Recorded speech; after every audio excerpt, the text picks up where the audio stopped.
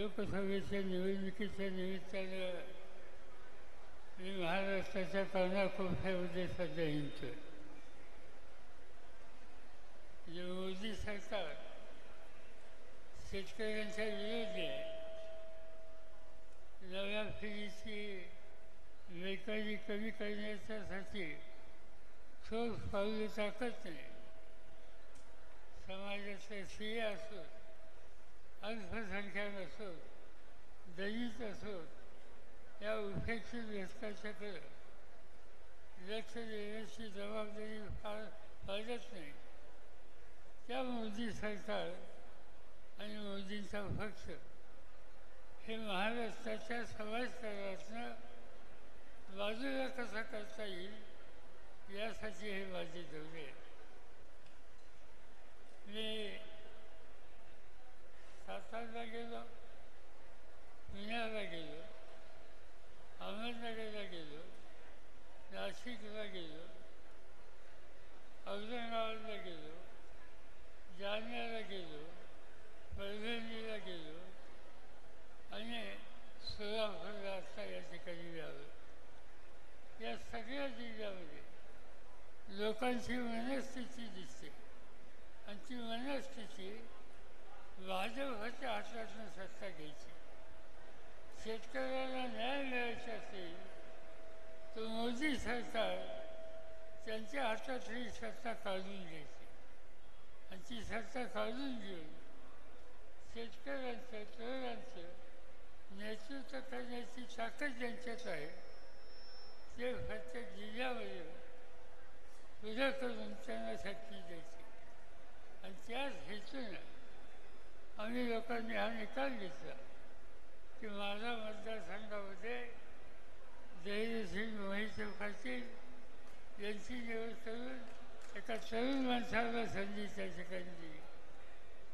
तसंच सोलापूर शहरामध्ये विधानसभेमध्ये अनेक वर्ष काम करणारी वनिती शिंदे हिला लोकसभेच्यासाठी संधी देऊन आज उभ्या आहेत. या दोन्ही उमेदवारांना मोठ्या मतानं विजय करणं ही आपली जबाबदारी आहे आणि ती तुम्ही फार फाळावी ही विनंती करावी मिळाली. आणि त्याच्यामध्ये दुधात साखर म्हणतात तशी गोष्ट या ठिकाणी घडली. आणि ती दुधात साखर म्हणजे संजय क्षीरसागर गेले 25 वर्ष महड तालुक्यामध्ये साधारण जीवनात काम करत होते. त्यांनी आज आपला रस्ता बदलला आणि राष्ट्रवादीचा रस्ता त्यांनी स्वीकारला. त्यांचं मी या ठिकाणी स्वागत करतो.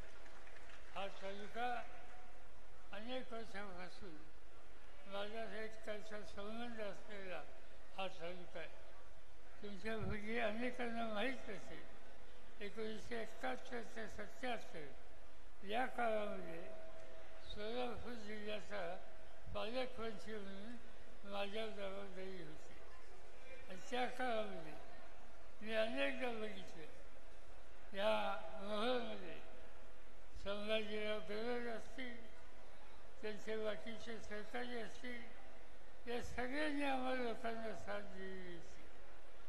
आणि आज पुन्हा एकदा इथं पक्षाची बांधणी करायची आहे, लोकांचे प्रश्न सोडवायचे आहेत आणि ते करायचं असेल तर जिद्दीनं काम करणारा आणि शिस्तीच्या चौकशीत काम करणारा एक सहकारी याची आवश्यकता होती.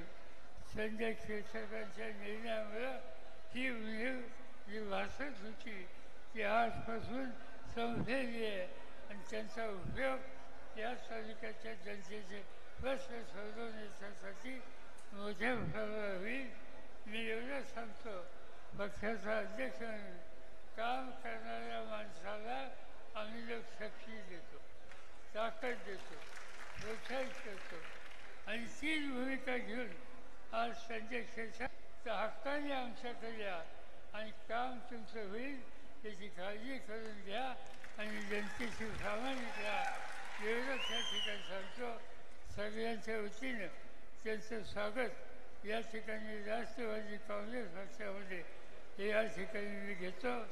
आमचे जिल्ह्याचे अध्यक्ष बलराम काका यांना विनंती करतो की संजय क्षीरसागर यांचं तुम्ही या ठिकाणी स्वागत करावं हे सांगून आपली रजा घेतो.